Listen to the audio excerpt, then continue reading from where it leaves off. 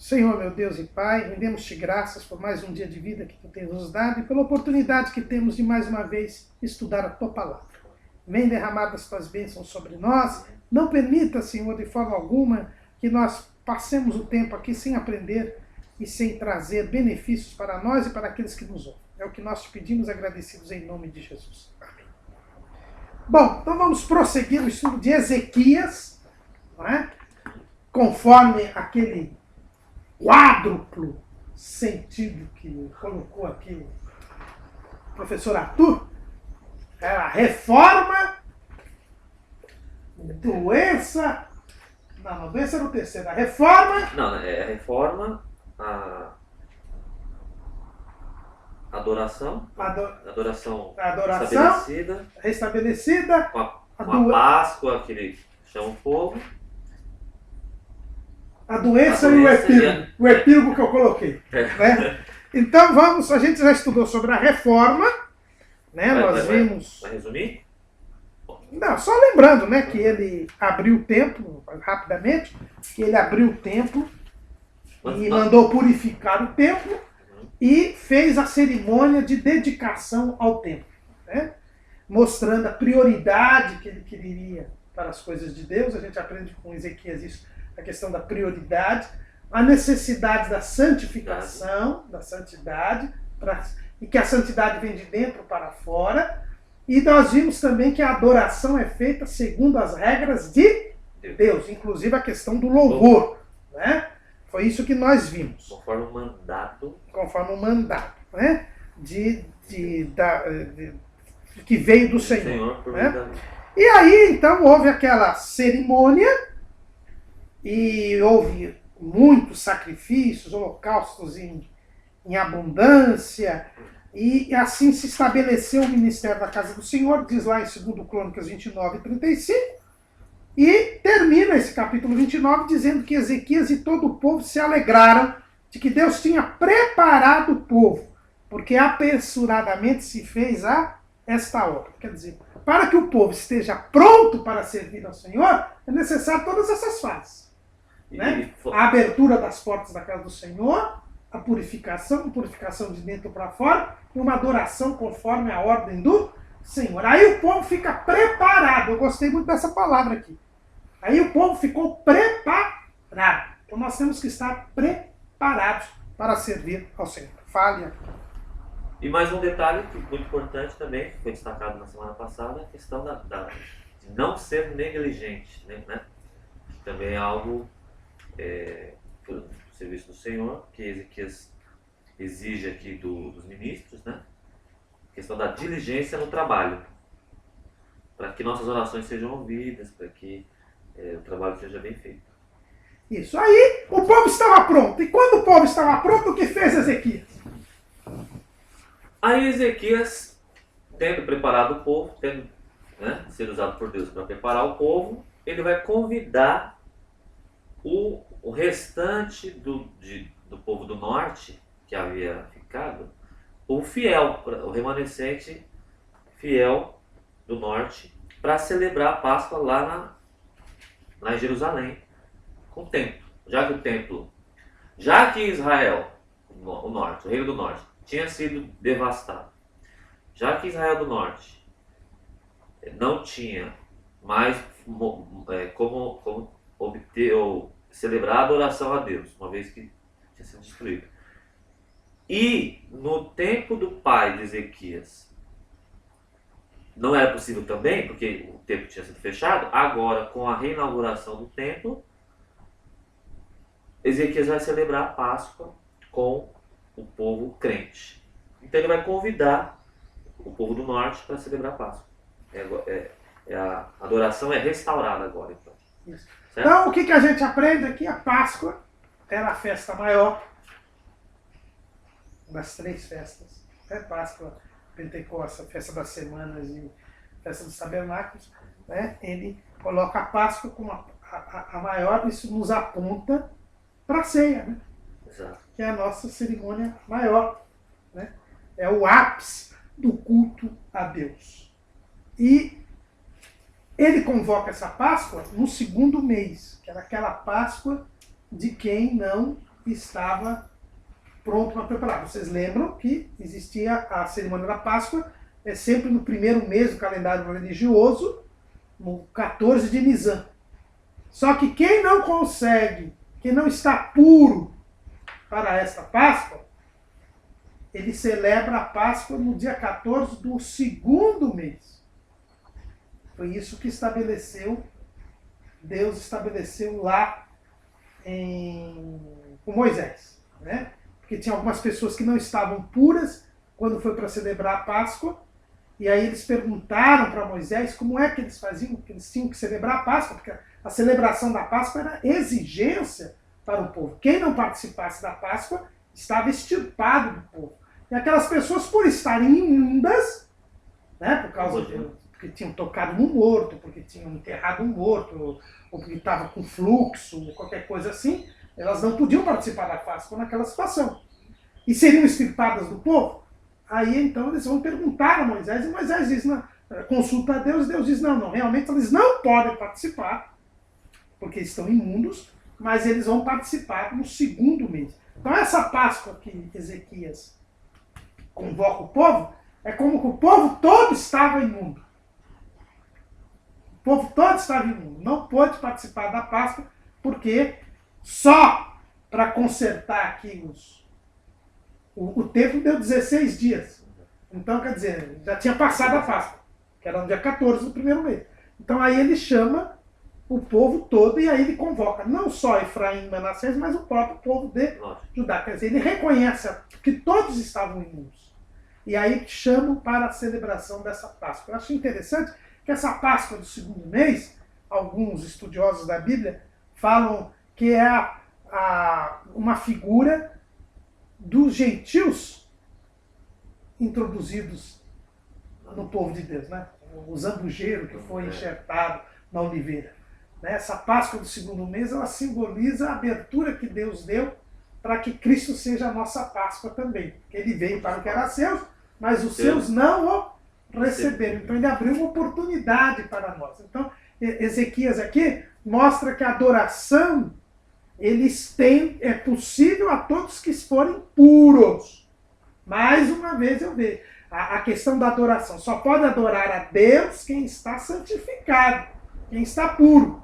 Só pode participar do Cordeiro, só pode falar que faz parte do povo, porque a Páscoa era uma declaração do judeu de que ele pertencia ao povo de Deus. Então, é exatamente isso aí mostra o quê? Que há um erro naqueles que acham que participar da ceia, ou participar da comunhão, é necessário para ser santo. Não é o contrário. Só participa quem é santo. Sem dúvida alguma, a ceia é um meio de santificação. Você se santifica. De mais santificação, na verdade. Exatamente. Você ganha mais graça, aquele meio de graça que a gente tinha falado, que o John Wesley fala, né? Então você aumenta em graça, aumenta em santidade, mas para que você participe da ceia, você já tem que ser santo. Não é? Do contrário, é o que Paulo diz, que é para condenação. Para condenação. Né? Então a Páscoa, ela mostra bem isso. E Ezequias, ele estende o convite a Efraim e Manassés, que tinham alguns remanescentes, porque nessa época aqui de Ezequias, nós já temos a destruição o começo da destruição do Reino do Norte. Né? Sim, as invasões. As invasões, mais ou menos no 6º ano de Ezequias, é que houve a destruição do Reino do Norte. Então, como ele estava aqui ainda no primeiro ano, ainda o Reino do Norte não tinha sido totalmente destruído. Então ele chama, é mais uma chance que Deus dá para o Reino do Norte, para o povo do Reino do Norte. Você lembra que a gente estudou aquele processo todo de oportunidade que Deus deu? E mesmo assim, a misericórdia de Deus se manifesta mais uma vez para o Reino do Norte. Nesse convite de Ezequias para que o povo viesse para celebrar a Páscoa. Então aqui a gente vê a adoração, ela vem depois, o ápice da adoração, teve a reinauguração do templo, mas o ápice está na Páscoa. E quando se fala em adoração, como o senhor disse, só pode adorar a Deus quem está puro. Então aí, hoje, em nossos tempos, vamos dizer, alguém que aceitou Jesus hoje, e ele é aquele que não tem o interesse de se batizar, diferente ali do eunuco, que ele sentiu o desejo de se batizar, de cumprir essa ordenança, né, que é hoje estabelecido batismo e ceia. Então aí esse recém-convertido não tem interesse ainda de se batizar. Então ele não se converteu ainda. Não se converteu por quê? E aí quer participar de qualquer outro trabalho. É inviável. Aí ele vem com o argumento, não, mas espera aí, o ladrão à direita não precisou se batizar e nem tomar ceia, mas ali Jesus usou de misericórdia porque não havia meio dele sair da cruz, batizar, tomar a ceia para ir para o céu. Então, no caso do ladrão à direita, Deus age de uma maneira. Agora, este que recusa a se batizar, ele não se converteu. Então ele não pode tocar em qualquer trabalho da igreja. Não pode participar, porque ele não está comprometido. Ele não se compromete. Tem que estar comprometido. Tem que estar comprometido. Para ele poder participar das atividades da igreja, ele tem que querer pertencer à igreja. Se ele não quer pertencer à igreja, ele não quer se batizar, ele não quer pertencer à igreja. Ele não assumiu compromisso nenhum. Ele não assumiu compromisso nenhum. Não é? E vem com a história do ladrão da cruz, que para ir para o céu, você não precisa ser batizado. A gente não entra aqui na igreja romana, que diz que o sacramento do batismo é necessário para a salvação. Nós não cremos no sacramento. Né? Que é o erro também. Eu para entrar em comunhão com Deus, eu tenho que participar da Eucaristia. Não, eu participo da Eucaristia porque eu estou em comunhão com Deus. Eu me batizo porque eu fui salvo. Entendeu? Então não é o batismo que salva, porque a ideia do sacramento é essa ideia equivocada. Que é a igreja quem fornece, quem dá a graça de Deus. Não. O batismo ele não dá a graça de Deus, ele aumenta a graça de Deus. A Eucaristia, a ceia, aumenta a graça de Deus. Mas a graça de Deus vem de Deus. Não da igreja. Então, não da igreja. Então,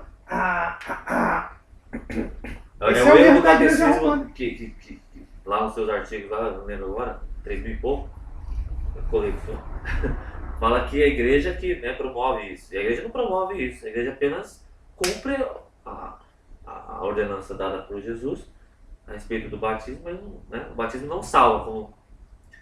E o caso do como também ladrão, a ceia não põe em comunhão.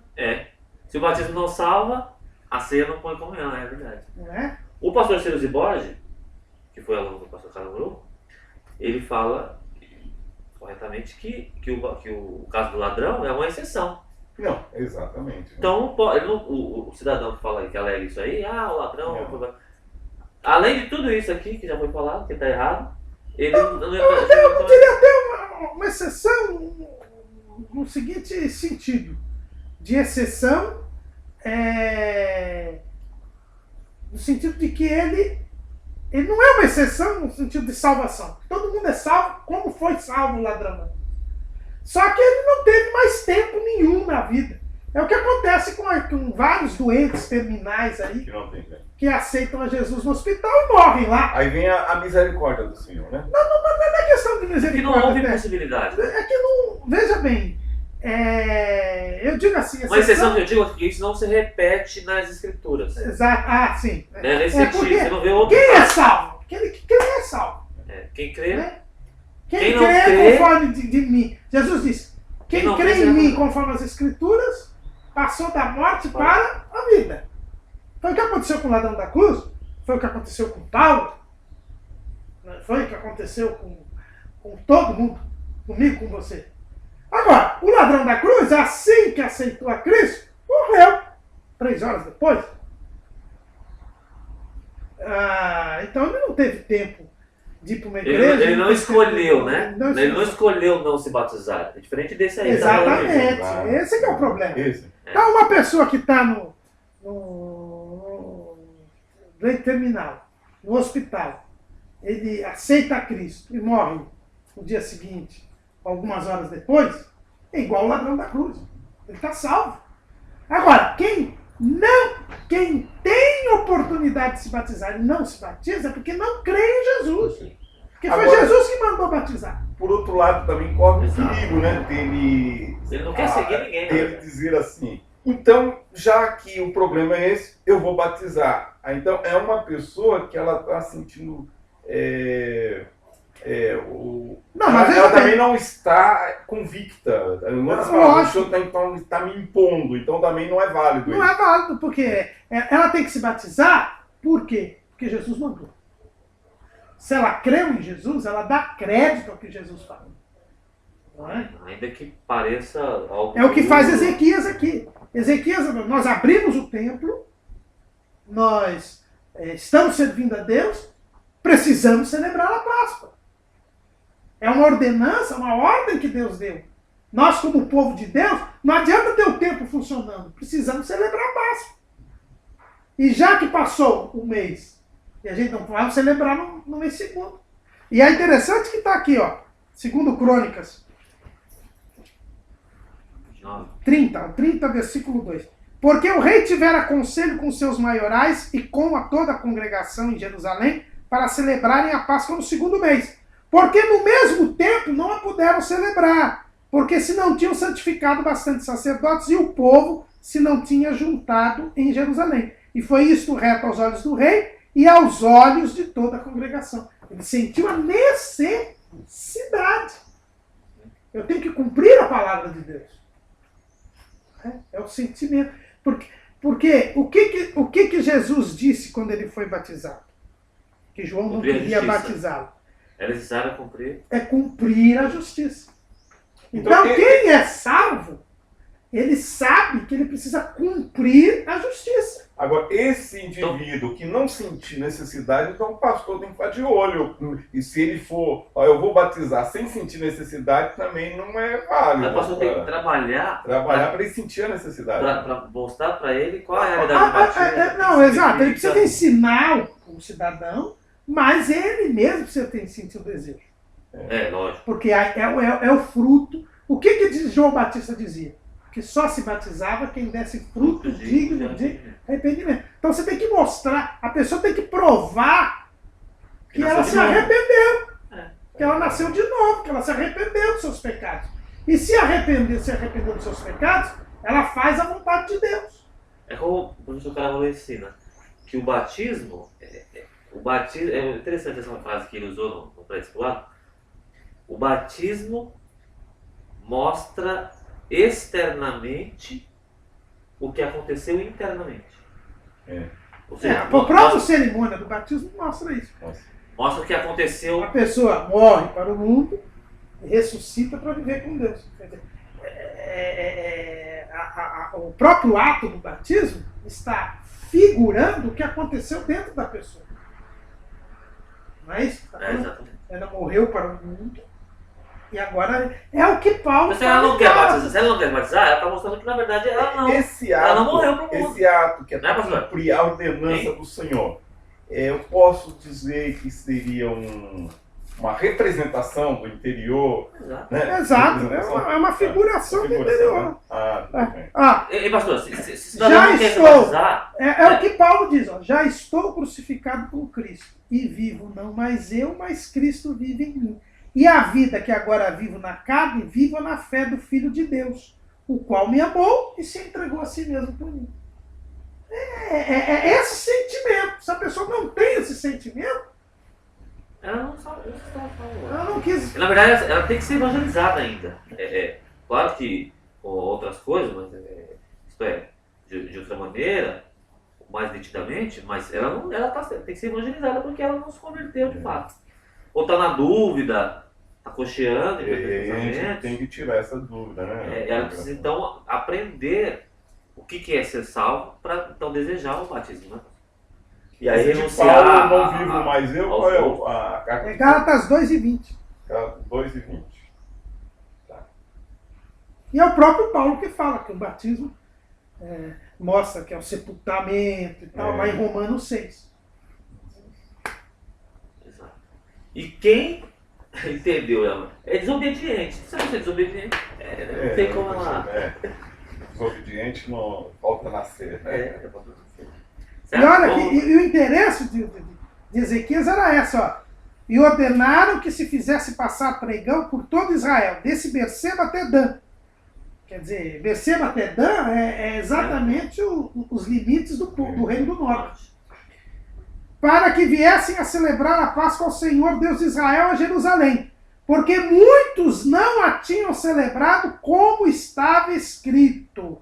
De novo, aqui aquela ideia de já tá organizado, é só seguir, né? É só seguir, né? Foram, pois, os correios com as cartas na mão do rei e dos seus filhos por todo Israel e Judá, e segundo o mandado do rei, dizendo: Filhos de Israel, convertei-vos ao Senhor, Deus de Abraão, de Isaque e de Israel, para que ele se volte para aqueles de vós que escaparam e ficaram da mão dos reis da Síria.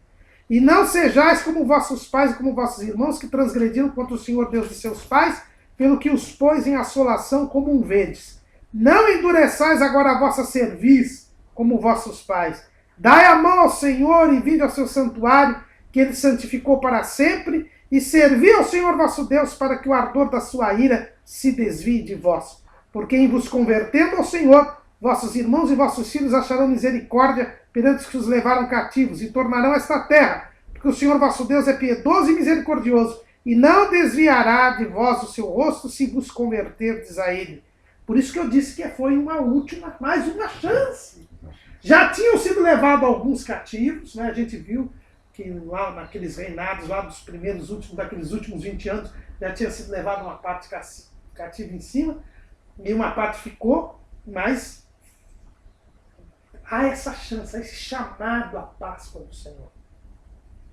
É a longanimidade, Maria. É a longanimidade de Deus. Ele usa agora o rei de Judá, já que os reis todos já estavam rejeitados, já tinha rejeitado as casas reais, a gente já viu isso no Reino do Norte. Agora não, agora ele usa o rei de Judá para levar. E aí me fez lembrar aqui, uma coisa que eu nem tinha preparado isso aqui, mas me fez lembrar agora aqui. Como é diferente Ezequias de Abias. Lembram do Abias? Lá atrás. Lembram quando a gente estudou o Abias? Que o Abias também foi falar. Quando teve aquela guerra com Jeroboão, que ele fala para o povo, porque nós temos o tempo, nós é que somos os bons, né? Nós é que somos os bons, e ele mesmo não servia a Deus, e ele falava isso. Olha a diferença de mensagem de Abias e de Ezequias. Ezequias chama o povo à conversão. Ele não diz que é melhor. Tanto que ele mesmo ia participar da Páscoa do segundo mês. Ele mesmo estava se chamando imundo. Porque se ele fosse um simples religioso de aparência, um orgulhoso, não deu para celebrar esse ano, mas também o templo estava fechado. No 14º dia o templo estava fechado. Então eu não tenho culpa. Vou celebrar no próximo ano. Não. Ele diz, não, vamos celebrar no segundo mês, porque nós éramos imundos. Nós estávamos imundos. E ele chama os outros, o Reino do Norte, ele chama para participar com ele. Ele não dá Ele não tinha obrigação também nenhuma de chamar, né? Não tinha obrigação nenhuma, mas... Não. Eles sentiram a obrigação. Aí como rei do sul, não tinha obrigação ele nenhuma. Não tinha obrigação, mas ele se compadeceu, os irmãos. Não, e mais, ele sentiu que a Páscoa tinha que ser celebrada pelo povo todo. E certamente entendeu que aquilo que estava acontecendo no norte era a mão pesada de Deus devido à prática do pecado. Assim como ele, assim como o outro. Então, e assim como o pai dele, né? O pai dele fez exatamente. Então, ele chama. Então, vê aqui de mensagem diferente. Você tem o Abias, que é uma mensagem puramente religiosa, uma mensagem puramente hipócrita. Não é? Nós somos os melhores. E vocês é que não prestam. Né? Em relação à mensagem dele, pastor? E Ezequias, que é uma mensagem de chamamento à conversão, mas com humildade. Isso é importante porque hoje tem muita gente pregando o evangelho como Abias. Tem? Eu sou bom, o resto não presta. E a gente tem que pregar o evangelho como Ezequias. O professor Richard L. Pratt Jr., que comenta os 2 livros de Crônicas, ele, com relação à mensagem que o Ezequias manda, a carta, né, ele manda, ele chama atenção para os verbos. Ele diz assim, ó, a carta de Ezequias contém 8 exortações, a partir do versículo 6 aí, né? Que podem ser divididas assim. Ele fala, o versículo 6, a parte B, fala, voltai-vos. Que é convertei. Você está na outra tradução. Estou na versão atualizada. A versão atualizada. Depois, no 7, não sejais como vossos pais. Confere? Confere. Não endureçais. Aliás, não sejais como vossos pais e como vossos irmãos. Isso. Depois, não endureçais, no 8. Isso. Não endureçais. Para serviço. Ainda no 8. Confiai-vos e vinde, que é uma exigência positiva. Dai a mão aqui nessa tradução, que é confiar. Ainda no 8, finalzinho, dá um princípio de direção aqui, segundo o professor. Servi. E se vós vos converterdes, e se vos converterdes, 2 vezes. Caso... Quer dizer, a mensagem mandada por ele é uma mensagem de arrependimento, de humilhação, de negação dos erros cometidos, certo? É uma mensagem de arrependimento que se coaduna com a mensagem do Evangelho. Exatamente, é o Evangelho. É o Evangelho. Né? Para nos levar à Páscoa, para nos levar à comunhão, nós precisamos ter o Evangelho. É o Evangelho que nos leva à comunhão com Deus. No caso, quando Deus permitiu Deus provocou a emulação, que os judeus ficaram assim, enciumados, acharam que eram superiores aos gentios, e Deus disse, olha, estou levantando os gentios, né, apóstolo Paulo dos gentios, aonde que, vamos dizer, o costume deles não era circuncidar. Os judeus achavam que devia circuncidar. E aí, tanto que em Gálatas, os judeus queriam acabar com alguns costumes dos gentios, impondo, achando que era superior. Isso daí, que aconteceu, como o senhor disse, Acaz e Ezequias, que ele se... Abias, né? Abias, Ezequias. Ezequias, ele se envolveu. Eu preciso também, em outras palavras, da misericórdia do Senhor. Já Acaz... Abias foi soberbo. Isso não acontece, às vezes, por exemplo, com a cristã no Brasil, que chama as demais outras igrejas como primos e são privilegiados. Eles não colocam na situação dos judeus e considera as demais não só eles, tem muitos dos nossos também.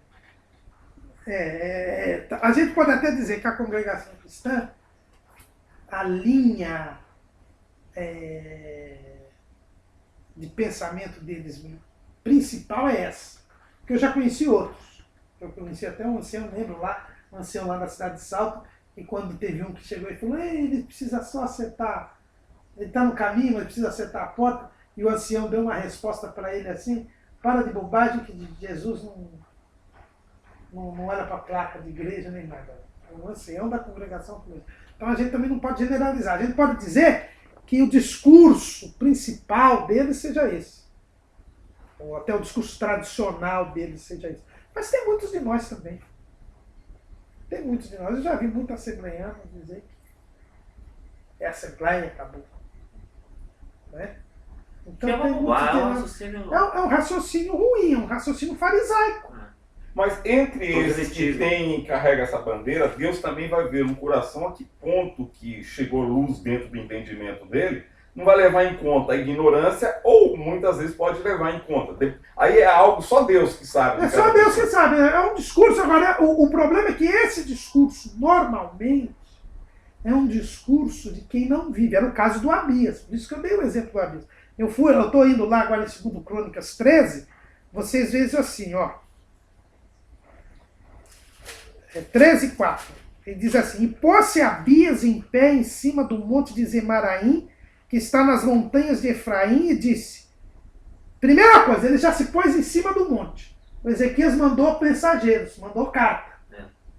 Tá? O Abias ele se colocou em destaque.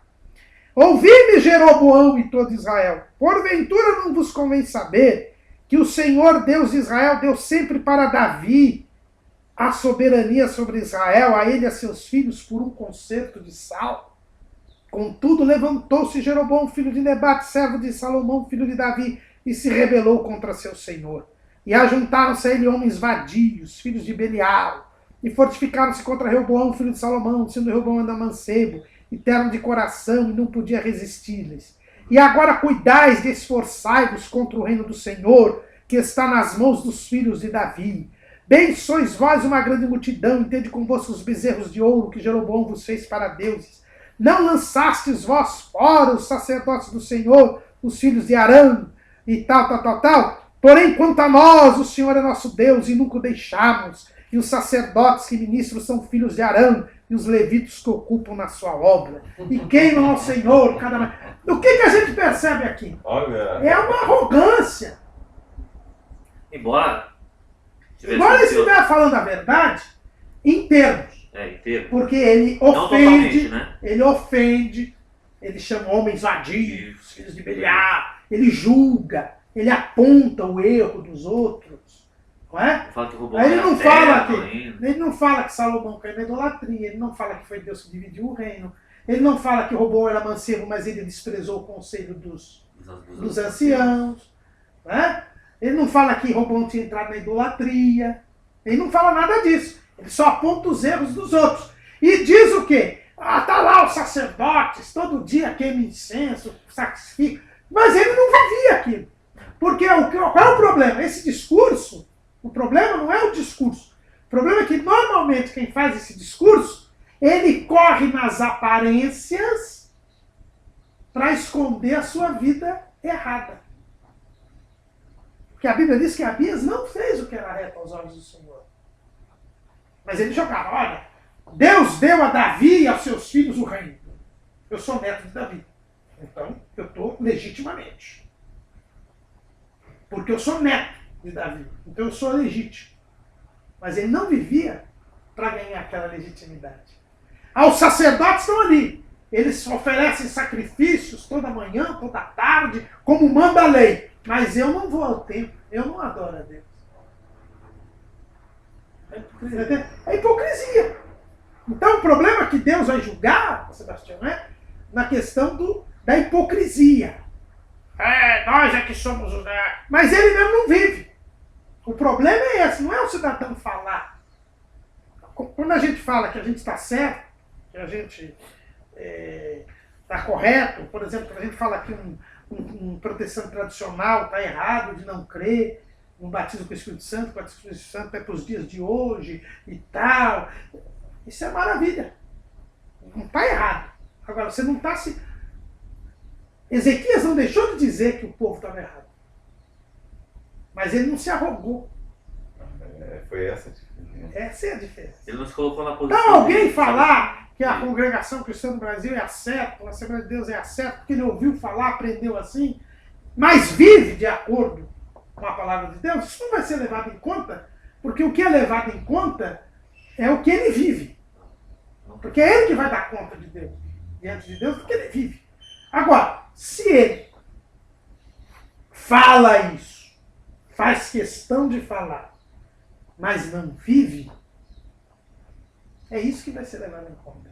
Né? Eu, na aula passada aí da escola dominical, o Natalino das Neves, lá de São José dos Pinhais, quando a gente estava estudando sobre o julgamento e a soberania pertencem a Deus, ele falou muito de um episódio que ele viu isso, falar mal uns dos outros, porque tinha um irmão lá que era um diácono, que era conhecido como fiscalizador do namoro dos jovens. Ele ia lá, ele pegava o pessoal de mãozinha dada, ele às vezes catava os jovens para perguntar o que ele estava fazendo no namoro, se ele fazia isso, fazia aquilo outro, que isso mesmo não se agrada, não sei o quê. E depois de alguns anos... Por anos, né? Por anos. Cerca de 20 anos ele fez isso, segundo eu me lembro bem lá. Até que um dia descobriram que ele era um tarado. Ele não falou com essas palavras, mas eu vou falar aqui. Tá certo? ele descobriu que ele fazia tudo aquilo com os jovens que ele falava para o povo. Quer dizer, ele era o grande moralizador, mas ele mesmo Era o Abias. é o Abias. Então eu acho que é isso que Deus leva em conta. É isso que Deus leva em conta.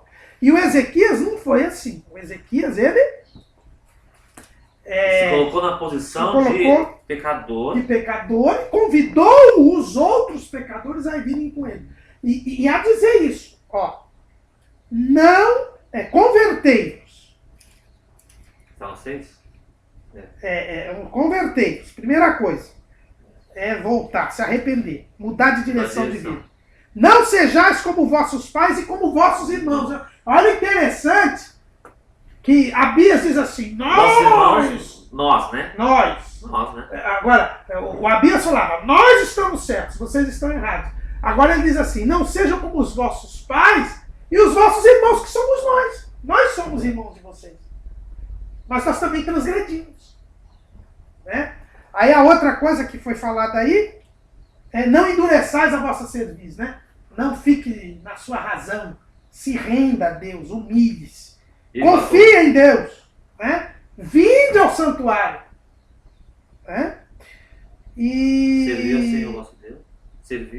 Servir ao Senhor. Né? Para que o ardor da sua ira... Olha o serviço aí. Vem só depois... Depois de tudo isso.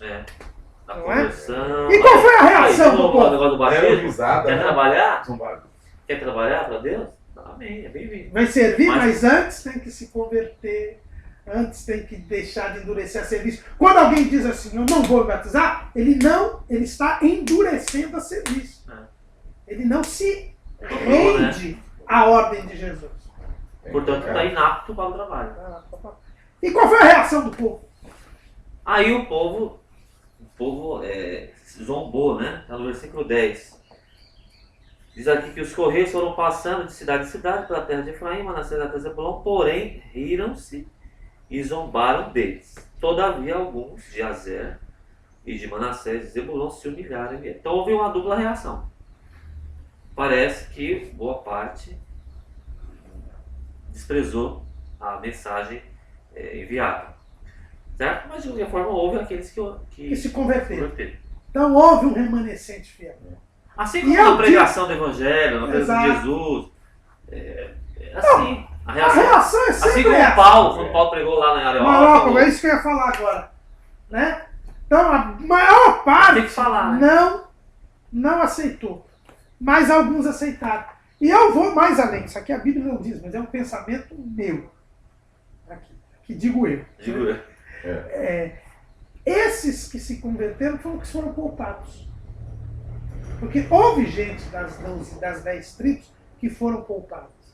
E que passaram a morar no Reino do Sul. Como é que o meu sabe disso? Porque lá no tempo, quando Jesus foi levado, tinha uma mulher chamada Ana, que a Bíblia diz que era da tribo de... Peraí. A gente falou de Azer? Não. Azer? De Azer. E como foi aqui os que se arrependeram? De Azer. Alguns de Azer, e de Manassés e Zebulon. Então eu digo que estes que se converteram, eles vieram participar da Páscoa. Não sei se voltaram para o Reino do Norte ou se já ficaram morando por lá mesmo. É muito oportuno, né? Porque quem se arrepende é poupado do juízo. É poupado da destruição. Não quer dizer que não Foi vai a ter perda, última né? chance. Né, pastor? Foi a última chance. Não quer dizer que não vai ter perda, porque eles tiveram perda, provavelmente perderam suas posses e tudo, mas escaparam do juízo. Ou seja, da tribulação, porque Deus da ira vindoura, não é verdade? Exatamente, Então. Entendeu? E é interessante, o nome de Ezequias eu lembro mais uma vez, a gente falou semana passada, fortalecido pelo Senhor. Então não foi só ele que foi fortalecido, ele também fortaleceu isso. Conseguiu escapar os remanescentes fiel. E aqui se tem uma figura do remanescente fiel de Israel que vai ser salvo na grande tribulação. Não é? Que é a promessa que Paulo repete lá em Romanos. E o remanescente de todo Israel será salvo. Esse todo Israel é o remanescente fiel. Tá? Então vamos prosseguir. Em seguida, nós já tínhamos falado aí que nem todos haviam se purificado. Aí no versículo 17, eu anotei aqui, na continuação, o Ezequias vai orar. O versículo 17 diz assim: porque havia muitos na congregação, então o povo veio, certo? O povo que aceitou o convite. Alguns de Azer, Manassés e Zebulon e todo o povo de Judá. O povo de Judá todo, não, claro. O povo todo de Judá aceitou. É que a gente está destacando a questão da convocação. Isso. No 17, então, porque havia muitos na congregação que não se tinham se santificado. Mas antes um pouquinho disso, vamos ver o 14. 14. O que foi que aconteceu? Para celebrar a Páscoa, eles já tinham purificado o templo. Porque eu ia falar Não. É porque lembra que semana passada eu comecei falando disso. Porque eu não estava seguindo a ordem cronológica, estava seguindo o relato da narrativa. Que diz que o Ezequias tirou os altos e tal. É isso aqui. Isso aí. Porque no começo do versículo, capítulo 29, e também lá em Reis, segundo Reis 18, que é o paralelo, ele começa fazendo isso.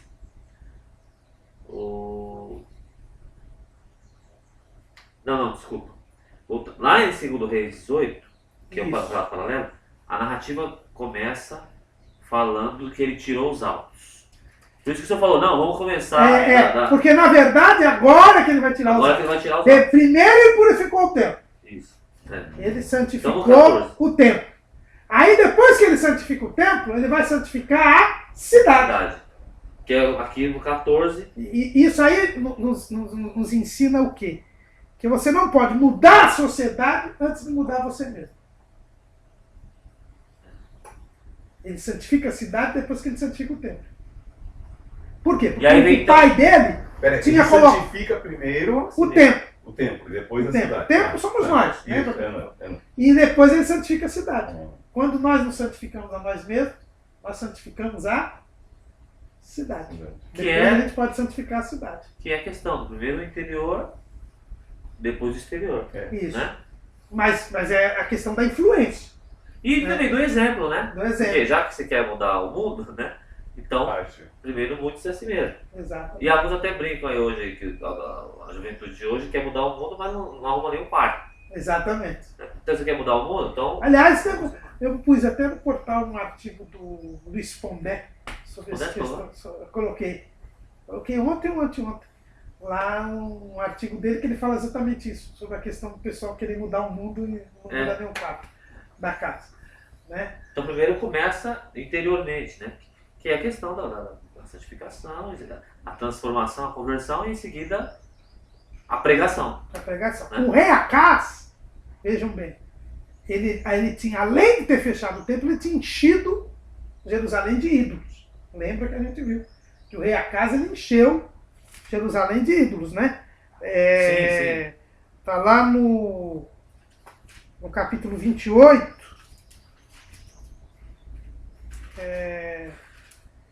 Capítulo 28. Sim. E no 24. E fechou as portas da casa do Senhor e fez para si altares em todos os cantos de Jerusalém. Também em cada cidade de Judá fez altos para queimar incenso a outros deuses. Né? Então ele... Aí o que fez Ezequias? A Ezequias no 14 vai começar a tirar essas coisas todas aí. Isso, levantaram-se e tiraram os altares que havia em Jerusalém, também tiraram todos os vasos de incenso e os lançaram no ribeiro de Cedron. Então ele limpou a cidade também. O povo estava unido, também isso é importante. Para celebrar a Páscoa, o povo todo estava unido. Diz o versículo 12, em Judá esteve a mão de Deus, dando-lhes um só coração, para fazerem um mandado do rei dos príncipes, conforme a palavra do Senhor. E ajuntou-se em Jerusalém muito povo, para celebrar a festa dos pães ázimos no segundo mês, uma muito grande congregação. Então a união. Então, a Páscoa foi celebrada em união com o povo e o povo celebrando a Deus. É exatamente o que a ceia declara para nós, né? fala da comunhão entre os irmãos e a comunhão com Deus. Limpou a cidade. Aí continua. Aí vai em 17. Vou fazer o paralelo lá primeiro com Reis. Certo. Segundo Reis 18, 4, 3 e 4, que diz assim. E fez o que era reto aos olhos do Senhor, conforme tudo que fizera Davi seu pai. Este tirou os altos e quebrou as estátuas e deitou abaixo os bosques e fez em pedaços a serpente de metal que Moisés fizera. Porquanto até aquele dia os filhos de Israel não queimavam, aliás, lhe queimavam incenso e lhe chamavam Neustã. Então, isso aqui está dentro da limpeza. Está dentro da limpeza. E aí, veja bem, lembra que eu falei que tinha sempre um problema em Judá, que era os altos. Exato. Ninguém tirava os altos. Ninguém tirava os altos. Ezequias vai tirar. Ezequias vai tirar. Não é? Ele é um rei sublime, por causa disso. Ele tira um negócio que desde Salomão para cá vinha. Tirava os altos. E mais do que isso, ele tira uma prática idolátrica milenar, quase que milenar, que a gente nem sabia que existia. Que era aquela serpente de metal que queimava incenso para ela desde os dias de Moisés. Desde que eles entraram na terra, tinha essa Neustã aí, essa serpente de metal, essa prática idolátrica. A gente nem não se fala dela, né? Antes. Nem sabia. O senhor citou Salomão aí? Então, desde o tempo. No período todo de Salomão, ali havia essa prática. E quando fala da Páscoa, que o povo, daqui a pouco, versículo 17, o povo se alegra, também essa celebração também não acontecia desde Salomão. Né? Então, são duas coisas. A manutenção dessa prática idolátrica, que acontecia desde Moisés, e três coisas. Os altos, que vieram com a idolatria, principalmente, né? Lá com Roboão. Não, porque os altos vinham desde. É um costume que eles pegaram desde quando entraram na Terra Prometida. Mas que em Judá, mas que a gente podia dizer assim, até que o templo fosse construído, você podia justificar a existência dos altos. Entre a destruição do tabernáculo, o desmantelamento do tabernáculo e até a construção do templo, você tinha não tinha onde cultuar a Deus. Não é? Tanto que quando Deus aparece a primeira vez para Salomão, aparece quando ele sacrificou no altar de Gibeão. Que era o alto grande, que chama, não é? Por quê? Porque era o lugar onde estava o altar do tabernáculo, porque o tabernáculo tinha se esfacelado depois as guerras todas. Com aquelas guerras todas ali, depois de Eli. Né? Depois de Eli, o tabernáculo se esfacelou. Então, Davi trouxe a arca para Jerusalém, Saulo não tinha se preocupado, né? o Saulo não se preocupou em nada. O altar de sacrifícios estava em Gibeão, que é uma cidade, né? Em Gibeão, é uma cidade ali. E Salomão foi lá sacrificar logo no começo do seu reinado. E Deus apareceu para ele. Prova de que não era contra a vontade de Deus. Senão Deus não teria aparecido para ele. Mas depois que o templo foi construído, não podia mais. Não podia. Eles já tinham esse mau costume até mesmo durante o tabernáculo, que foi uma cópia dos povos cananeus.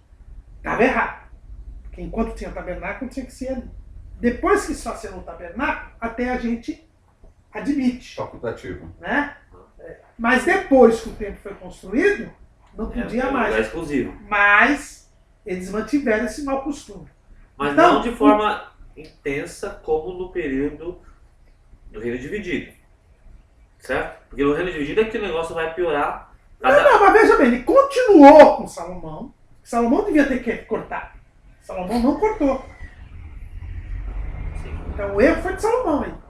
Ele não cortou. Depois ele entrou na idolatria e aí vieram os altares idólatras junto com os outros altares. Não podemos pensar que a proliferação desses altares, bosques, tudo veio, sobretudo no período após Salomão?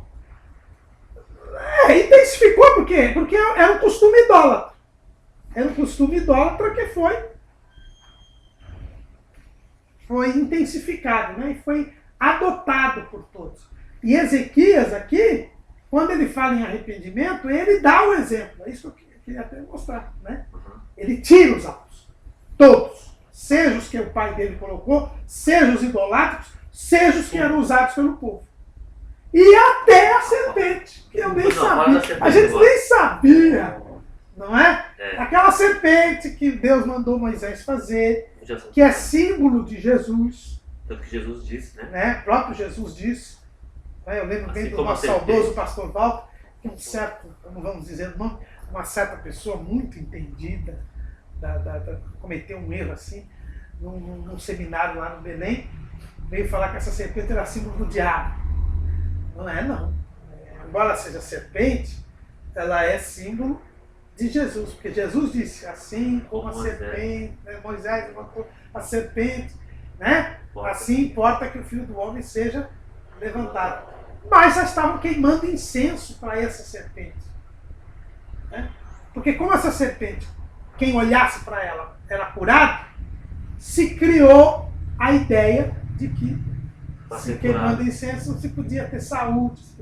E isso não falou em lugar nenhum e ficou aí. O que a gente explica, o que esse gesto aqui explica porque que Deus escondeu a sepultura de Moisés. Porque a serpente que ele fez, o povo queimou incenso, que sei lá quantos anos, 500, 600 anos, quase 1000 anos praticamente. Imagina. Não é? Porque a gente está mais ou menos aqui no ano 700 e pouco. E o povo saiu do Egito lá pelo ano 1400 e pouco. Dá uns 700 anos. E está lá a serpente, está todo mundo ali. Nem Davi, nem Salomão, nem ninguém falou nada dessa serpente. Mas Ezequias arrancou. Isso aí é aquela mistura, como que é que fala quando sai do êxodo lá? O vulgo. O vulgo. É o vulgo. Mas o vulgo morreu no deserto. Não, mas é a raiz do vulgo. Mas não tem alguns irmãos que provocam, ensinam o povo certos amuletos, uma fitinha, ou até mesmo só a Bíblia aberta no Salmo 91, e assim por diante. Agora, esse costume também é interessante, que eu vinha percebendo nos tempos, quando eu morava lá no Piri, que alguns irmãos, eles tinham uma compreensão distorcida, né? Eles davam de entender que o monte era mais santo do que a congregação. Eu falei, que aberração. Deus aqui no monte vai fazer algo maior e melhor do que na igreja. Isso não dá para aceitar. Quer dizer, esse alto que tem que ser destruído da vida das pessoas. E Ezequias, ele teve coragem, porque tem alguns pastores que às vezes não têm coragem de destruir esses altos da vida desses irmãos que considera que lá o monte é maior do que a congregação. Mas é verdade. Tem pastor que nem sabe que tem alto. Tem uns que nem sabem. Não é verdade? Eu lembro que você me falou uma vez da meia? Na igreja, não da meia, não. Que você levou o pedido de oração lá para aquela missionária e ela disse, não, aqui não tem mais pedido de oração, é só no monte, né? Exatamente, só no monte. Conta a história aí. Conta aí, que eu não estou sabendo não. Houve aquela ocasião que igual uma outra denominação aí, que eles pegam pedidos, um papelzinho para poder levar para o monte para queimar, né? E ela não, na igreja não aceitava, tinha que levar para o monte para poder fazer Você levou o pedido de oração, né? Você levou para ela o pedido e aqui que ela falou? Somente ia levar no monte, que é onde que Deus ia responder, e na igreja não. Então, um absurdo. E aí, poucos dias depois, o que aconteceu? Que ela estava fazendo uma campanha de 70 dias, não foi? Os 7 altares. Não, a campanha dos 7 altares, que eu também não contei para o senhor. Não, os 7 altares você não contou. Você contou que logo depois, não muitos dias depois, que você foi levar um pedido de oração e ela disse que não aceitava, sei lá, que ela estava fazendo uma campanha de 70 dias, que todo mundo ficou doente. E não completou os dias. Ah, é? Não completou. E aí falou que tinha que completar. Então, eles mesmos entram em conflito. Pegou pneumonia. Pegou tudo, né? Então eles entram em conflito. Aí é o caso. E no fim, qual foi o fim dessa irmã? Né? Perdeu a igreja, não foi? Perdeu a igreja. Foi destituída. Não, e o casamento também, depois por último o casamento, porque ela não queria ser mais submissa ao marido. E o marido. Foi que o marido jogou as coisas na rua. Jogou tudo. E o povo todo. E o povo todo. Ela dizia o seguinte: eu só obedeço a Deus e ao meu marido não. Aí eu tive até a liberdade, falei, olha, mas geralmente Deus fala através de Paulo que a mulher é importante ela ser submissa ao marido. Se a senhora quisesse servir melhor a Deus, era não ter casado. Teria uma liberdade maior. Mas agora só tem que submeter. Não é só a Deus, aí acabou perdendo o casamento. A igreja, casamento, a igreja, e tudo. Casamento. E hoje? Não, olha, segundo eu tenho informação, diz que agora ela deixou Deus abrir os olhos dela e está desejando a congregar numa igreja e rever algumas coisas que ela fez errado, né? Se for dessa maneira, então até ela foi agraciada de ver alguns erros que ela cometeu. Exato. Mas eu ia voltar aqui para a cobra lá. Meu e aí, como que a gente vai explicar isso aí? Porque ela foi positiva no deserto. Não, mas ela teve a validade foi unicamente para aquilo. Unicamente para aquilo. Ela foi... Era uma figura que Deus estava falando para fazer uma figura do Messias, que viria depois. Ela teve esse propósito, não é? E com uma figura de salvação para o povo. E quando acabou a peste, acabou a peste. Não é? Porque aquela certeza tem. E aquilo ali deveria ter sido simplesmente deixado de lado. E o povo criou uma superstição em cima disso. Era isso que eu queria falar, né? Eu queria comentar. E isso é importante, porque mostra o seguinte: tem certas coisas que Deus faz que é para o momento, para aquela coisa. E você não pode, como dizia o saudoso pastor Val, criar doutrina em cima disso. E aí quando você cria doutrina em cima do quê? Quer dizer, criar um ensinamento, criar uma prática em cima de algo que Deus fez episodicamente, você cria uma superstição. Ainda bem que isso é só no tempo É só no tempo de lá, né? Hoje não tem. A superstição, quando adentrou dentro da Igreja Católica, e hoje eu vejo o caso do padre Fábio de Mello, ele tem sido usado por Deus, porque ele está falando sobre mariolatria, idolatria. Ele tem sido um porta-voz, como o caso de Ezequias derrubado esses altares, não tem? Sim, sem dúvida alguma. E não só lá, mas tem as superstições nossas também. Tem as superstições nossas, né? Por exemplo, um exemplo típico é aqueles lenços e aventais que foram levados, que Paulo... E hoje queria-se isso. Ora aqui, leva o lenço, leva o avental, para a pessoa se curar. É criar uma doutrina em cima de um episódio. Esse é o grande problema nos dias de hoje. E também no Antigo Testamento, onde profeta, reis e sacerdote eram ungidos. Mas no Novo Testamento, a gente não vê ser ungido, só a imposição das mãos para o obreiro. Exatamente. Então, para mim, criou uma doutrina que não é de acordo com o Novo Testamento. É consagrar e pronto, nada de óleo. E tem maioria das igrejas, quanto mais óleo derrama, mais esse irmão vai ser ungido. Está errado. Deixa eu aproveitar aqui uma coisa aqui, ainda dentro dessa linha aqui que nós estamos fazendo, antes da oração de Ezequias, pelo povo, depois que tira os altares e tal, a gente falou que ele mandou as cartas e tal, e pediu para o povo se converter, orientou. Quem convenceria o povo do pecado? Já que... Não, quem convence o povo do pecado é o Espírito Santo. Sim, mas como... Só que o Espírito Santo não atuando pelo ungido. Na lei era assim. Nesse tempo era assim. Deus levantava um profeta, ou o próprio rei, que ele era ungido, não é? Então é ele quem leva o povo ao convencimento. Através dele o povo é convencido. Através do rei? Através No caso do rei ou do profeta? Exatamente. Sim, mas quem atua no coração do pecador ali no Antigo Testamento? Já que a É orientação o é... Espírito Santo. Mas usando o profeta. E hoje? Rei. Hoje, o ministro fala a palavra, mas é o próprio Espírito Santo que atua na vida da pessoa.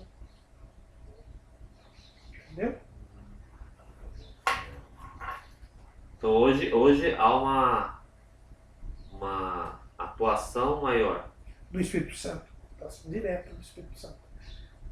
Entendeu? E esse ministro... Tanto que ele não precisa, o Espírito Santo não precisa do ministro. Né? Ele usa o ministro, lógico, mas ele não precisa. Depende, né? Depende do ministro. Então pode ser qualquer membro da igreja, ou pode ser até Um sonho. um episódio, um sonho, né? Entendeu? Isso que eu ia falar. Exatamente. Sonho. Já naquele tempo não, só tinha sonho. O profeta, só tinha visão, o profeta, não é? Além do profeta, do rei, o sacerdote também? Os três? Ou não? O sacerdote também podia, né? porque ele também era ungido, né? Tá. Ok, então ele tirou, o Ezequias tirou, vamos voltar? Vamos voltar. O Ezequias tirou os altares, aí no 17, eu estou falando pro 17. Isso, no Marco 17. Ele vai fazer uma oração. Porque, diz assim o versículo 17, porque há muitos...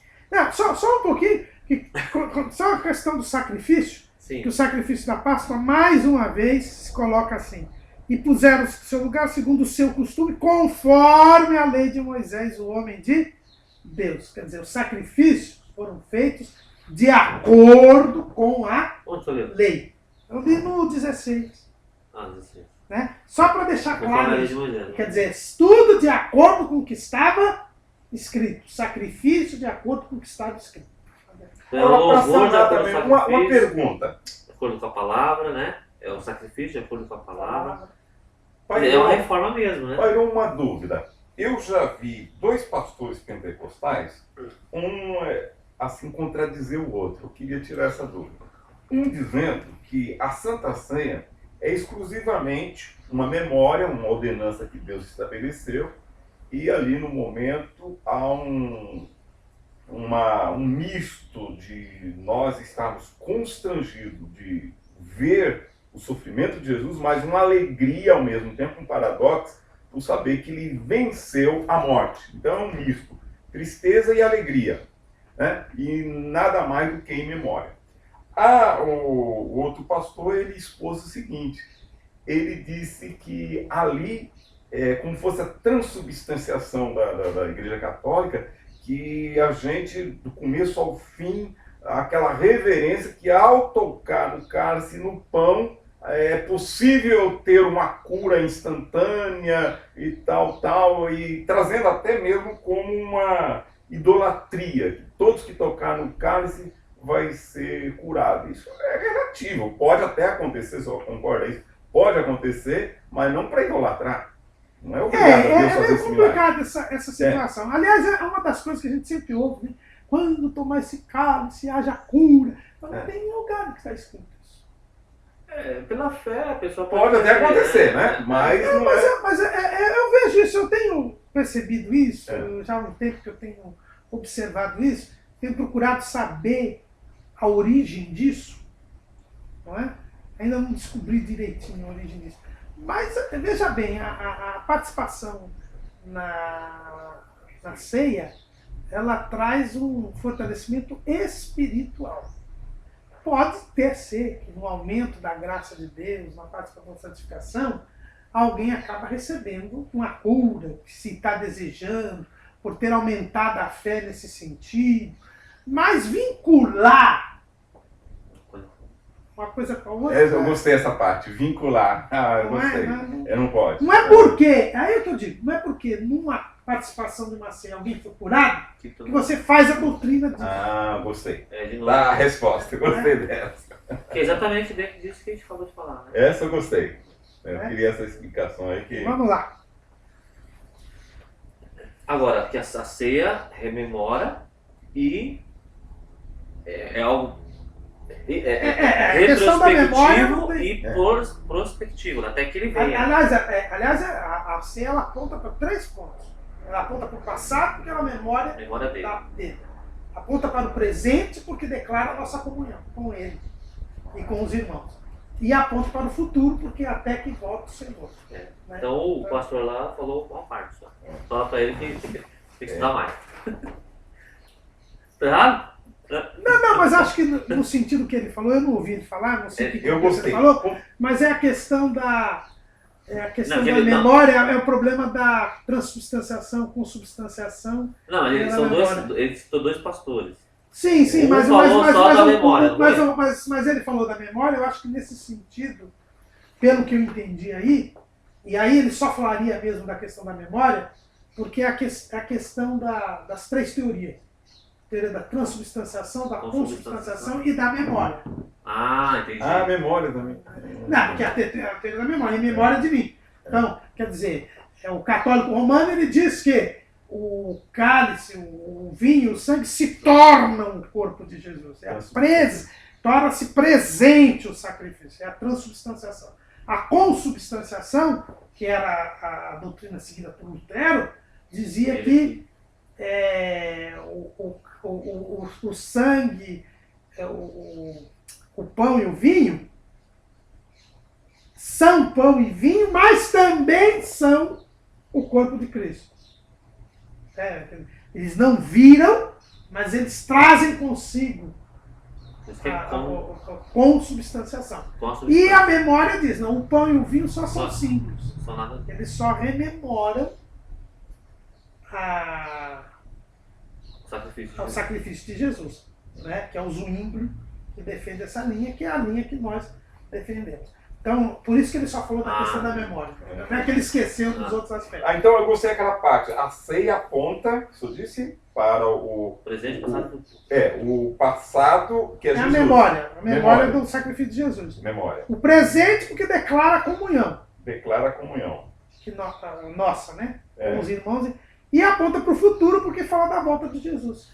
O cidadão deve ter falado aquele negócio da questão da cura lá, porque no próprio texto que nós geralmente lemos na ceia, fala assim... Por causa disso, entre vós muitos fracos. Isso. Não, mas aí também é errado. Porque fracos e doentes pela participação indevida. E aí a doença pode ser até uma doença física, por castigo de Deus, mas por falta de temor de Deus. Mas isso não quer dizer que o doente vai ser curado na ceia. Ele é doente porque participou indignamente. A doença é uma consequência da indignidade. Você não pode dizer que a saúde é uma consequência da dignidade. Não tem nada a ver uma coisa com outra. Agora sim, 17. Agora, não é isso?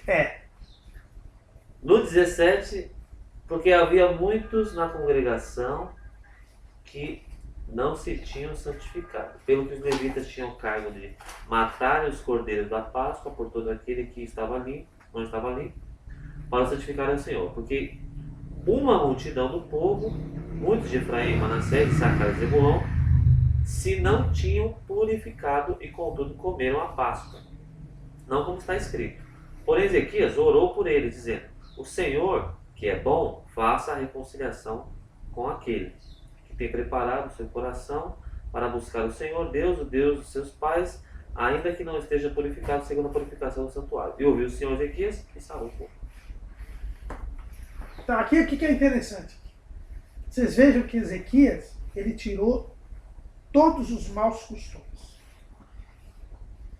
Então ficou perfeito, como nunca tinha sido feito antes. Estava perfeito o povo para adorar a Deus. Sem nenhum problema. E aí surge um problema.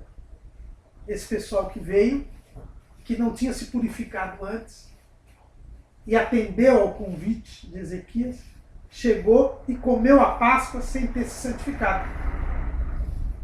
E aí foram avisar Ezequias. E o que Ezequias fez? Intercedeu. Intercedeu por eles.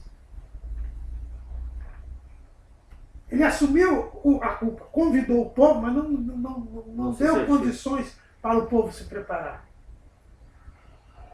E o povo acabou comendo a Páscoa por erro de quem? Do Ezequias, que convidou o povo, mas não preparou devidamente esses viajantes, esses peregrinos, para... E aí ele orou. E a Bíblia diz o quê? Que Deus ouviu e sarou o povo. Ouviu e sarou o povo. Quer dizer, eles não podiam participar daquele jeito. Eles participaram não como estava escrito. Exato. E Deus iria puni-los. E parece que puniu. Parece que puniu. Porque ele se sarou é porque eles ficaram doentes. Quer dizer, Deus não deixou de aplicar a sua palavra. Mas Ezequias, reconhecendo a sua parcela de culpa, orou pelo povo. E Deus ouviu Ezequias, porque ele era um homem temente a Deus, por isso que Deus ouviu. Então, ou seja, a gente não pode ser intolerante. A misericórdia de Deus está acima. E aqui a gente vê a misericórdia de Deus, mais uma vez, no Antigo Testamento. No Antigo Testamento. Então, veja bem, Deus não deixou de punir, mas Deus sarou o povo por causa da misericórdia. E aí mostra bem a diferença do chamamento de Ezequias. E isso eu acho uma passagem muito importante. Por quê? Porque Ezequias, com esse gesto, ele mostra o erro, ele admite o erro que ele teve. Ele admite o erro que ele teve. Ele ora a Deus e Deus ouve. Ele aprendeu com Davi? Então a gente tem que ter a misericórdia. Então, é por isso que ele... Por isso que quando... olha o que... O que Oséias dizia para o povo lá do Reino do Norte. Misericórdia quer e não sacrifício. Aqui a gente vê esse povo que aceitou o convite, ele recebeu a misericórdia. Né? Aqui a gente vê a concretização da mensagem de Oséias, que Jesus repete. Lá. Nos seus dias ele repete isso. Ele disse para os fariseus: vocês não entendem o que Deus diz. Misericórdia quer, não sacrifício. A gente tem que fazer tudo de acordo com a palavra. Isso aqui não é uma licença para contrariar a palavra. Tanto que Deus trouxe o mal, trouxe o juízo. Só que o juízo, a misericórdia triunfa sobre o juízo. É o que Tiago fala, né? Misericórdia triunfa sobre o juízo. Então é essa misericórdia, essa lei real. É o que você falou. Aqui nós temos mais uma indicação da lei real, que vai além da lei de Moisés. Agora, Ezequias fez tudo de acordo. E Deus não deixou de punir. Exato, então, isso aí que... É isso que é importante. Aqui não é uma licença para comer a Páscoa de qualquer jeito. Exato. E aí fica a prova de que quem come a ceia do Senhor, indignamente, sofre consequências. A ceia pode não trazer saúde, mas a participação indigna traz doença. É o caso do Judas. E Ezequias não foi quando Jesus ofereceu para ele ali a Páscoa, antes dele tomar, ele não poderia ter confessado? Pô, é lógico. O Judas, ele, Senhor, eu traí, tal. Ele seria alvo da misericórdia de Jesus. Senhor, eu não sou digno, tal. E Deus deu ainda mais uma chance. Quando ele disse, amigo, aqui viesse, ele deixou a porta aberta. Mas ele foi rodeado de chances. Ele mesmo fechou a porta da salvação. Ele mesmo fechou a porta da salvação. E é interessante que Ezequias aqui assumiu, né, o erro. Assumiu o erro. Ele não falou, vocês se comeram, vocês que assumam aí a consequência. E talvez por isso também é que ele, lá no relato de Reis, acho que também não estou lembrado agora, mas no relato de Reis, no versículo 5, é dito a respeito dele que não houve seu semelhante entre todos os reis de Judá, nem entre os que foram antes dele. Quer dizer, era de fato um rei obediente a Deus. Tanto que o cronista vai destacar muito a vida de Ezequias, né? Para os crentes que vieram do exílio. Quer dizer, de todos foi o melhor. Por quê? Porque foi o único que tirou os altos. Né? Você pode ver que ele foi o que mais serviu a Deus. Né? Não houve nenhum deles antes dele. Né? O Josafá foi bom também. Asa também foi bom. Mas eles não tiraram os altos. Exatamente. Eles até fizeram alguma reforma, tudo, né? Guerrearam. Não buscaram a conversão do Reino do Norte. Isso, Eles foram fiéis, mas o melhor deles foi Ezequias. É por isso que a gente tem demorado nele aqui. Ele é o melhor de todos os reis. Ainda... E aí o versículo 26, agora estou falando com 26 já? Segundo Crônicas 30 e 26. Houve 7 dias de alegria, né? Só para a gente dizer que a festa durou 7 dias. Né? A festa dos pães asmos, que são 7 dias, com grande alegria. Alegremente. Né? E com grande louvor dos sacerdotes, com instrumentos, mas tudo isso por causa da comunhão. A alegria espiritual, ela exige a comunhão. Fala. Que o 26 vai falar que houve grande alegria em Jerusalém, porque desde os dias de Salomão que isso não acontecia.